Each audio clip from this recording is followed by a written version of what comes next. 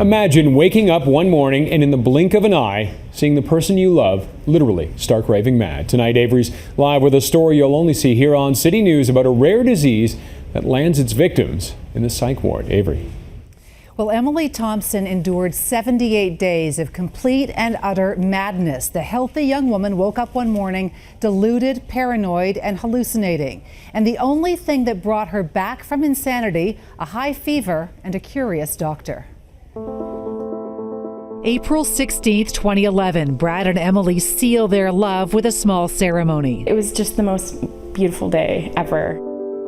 The vows are traditional, with promises to love and to cherish in good times and in bad. In sickness and in health.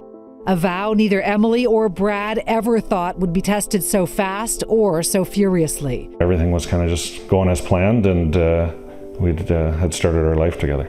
From wedded bliss and happy honeymoon to 78 days of pure and terrifying madness.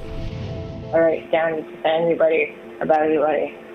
Okay, it just says a conference or something like for night. The sounds of his once healthy new bride, now confined to a hospital bed, stark raving mad.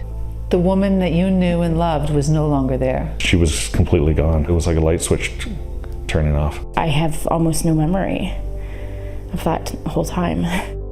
28 years old, seemingly healthy with no past medical history, Emily went from sanity to madness in the blink of an eye. And it all started with music that no one else could hear.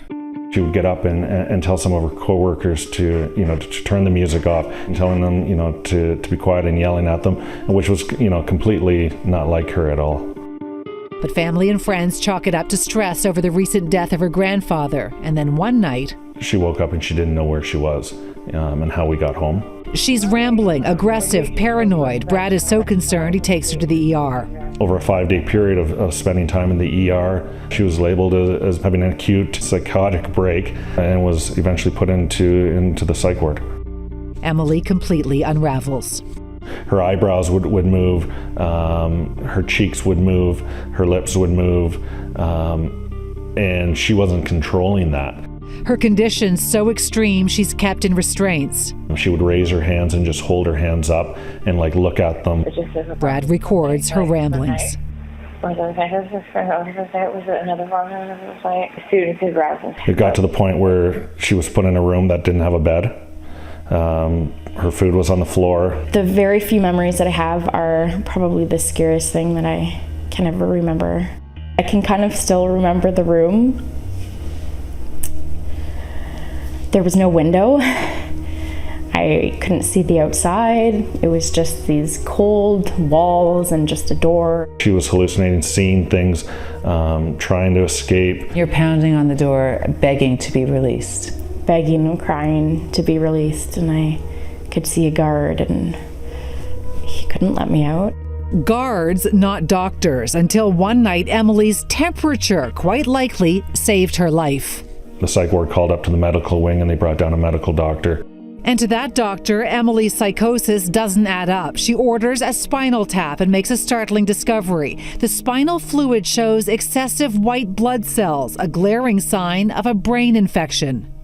I was diagnosed with anti-NMDA receptor antibody encephalitis. Also known as brain on fire, a treatable yet relatively rare syndrome where the body essentially attacks its own brain. I'm so thankful for, the people that figured out what was really going on and were able to properly diagnose me. Emily will never know just how she contracted the rare autoimmune disease, but what haunts her most is the fear that others may be right now locked up in psych wards undiagnosed, and that she was almost one of them. Had you not spiked that fever, I might still be there. And Emily's road to recovery has been lengthy. She's had to relearn how to write her name, how to dress herself, how to read a clock. And the thing is that this is treatable. They did a plasma exchange and some heavy steroids that have brought her back to sanity. Now, can it come back, though?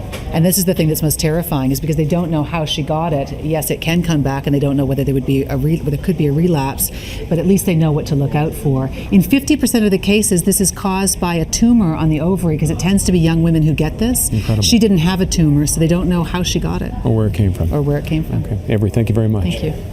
Now you can reach out to Avery on Twitter at CityAvery. The Inside Story airs on Tuesdays and Thursdays, and all segments can be found on our website, citynews.ca.